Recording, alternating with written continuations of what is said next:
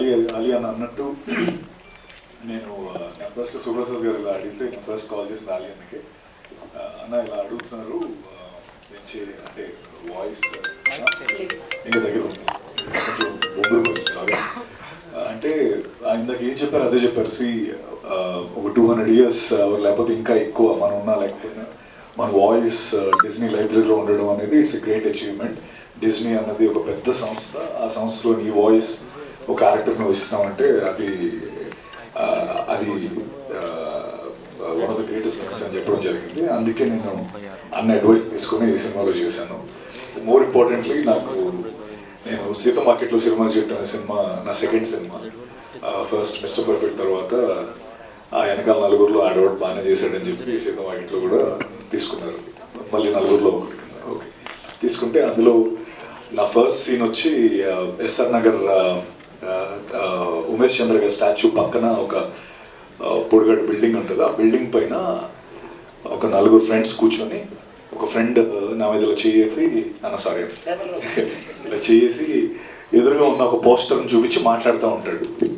అలా చేసిన ఆయనే మహేష్ బాబు నా పైన. మహేష్ బాబు గారు నా మీద ఇలా చేస్తే నేను అనుకున్నా ఈ సీన్ అసలు, ఎందుకంటే నా సెకండ్ సినిమా ఒక సూపర్ స్టార్ మహేష్ గారు నా మీద చేస్తే నా క్లోజ్ పెట్టారు మా ఇద్దరికి. ఎందుకంటే ఇది నేను, ఇది మహేష్ గారు. అసలు నా ఆనందానికి అసలు అవధులు లేవు. ఆ టైంలో చేసి అసలు చేయమని చెప్పలే, ఈయనే దాన్ని ఒక ఇంప్రూవైజ్ చేశారు. అసలు అందరికీ చెప్పేసాను ఊరంతా, అసలు మహేష్ గారు నా మీద చేశారు, సీన్ అదిరిపోతుంది అని చెప్పి. కాకపోతే సినిమాలో సీన్ లేదు, అది డిలీటెడ్ సీన్స్లో వచ్చింది. డిలీటెడ్ సీన్స్లో తర్వాత సినిమా హిట్ అయిన తర్వాత రిలీజ్ చేసిన దాంట్లో ఉండింది, సినిమాలో లేకపోతుంది. ఐ థింక్ అలా స్టార్ట్ అయిన నాది ఫస్ట్ డే షూటింగ్ అది. మహేష్ సార్తో అలా స్టార్ట్ అయిన తర్వాత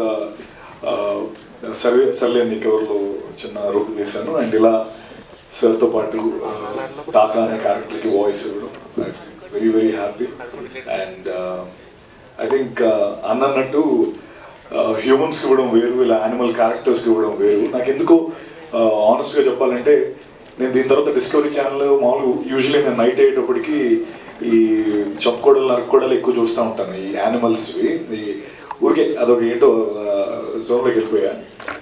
అయితే ఈ లైన్స్ సడన్గా చూడగానే ఏదో మా తమ్ముడు అనేలా అనిపించింది ఆల్ ఆఫ్ సడన్. బికాస్ ఒక 3-4 days నేను ఈ వాయిస్కి చెప్పడం, ఆ క్యారెక్టర్ ఎమోషన్లో ఉండడం వల్ల నాకు ఏంటో ఏదో మన ఫ్యామిలీ మెంబర్స్లా ఒక ఫీలింగ్ వచ్చింది.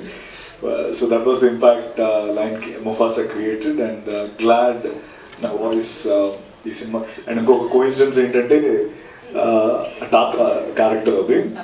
So Taka is none other than తర్వాత is a brother of Mufasa, కానీ is also known as Scar. So ఆ రెండు ఏదో అలా యాదృచ్ఛికంగా కలిసాయి. And thank you Disney, thank you Shivaprasad garu for choosing me. And Mayur, thank you so much. Glad and part of this wonderful beautiful film. నేను cinema అంతా చెప్పాను, చూశాను.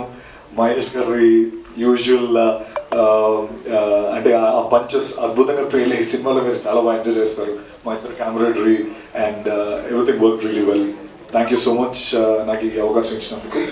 అండ్ మేబీ ఇంకా ఎన్నో ఉంటాయి అని చెప్తానండి. Thank you. Very nice. ఓ మీరు స్కార్ అంటే ఇది చూపించారా?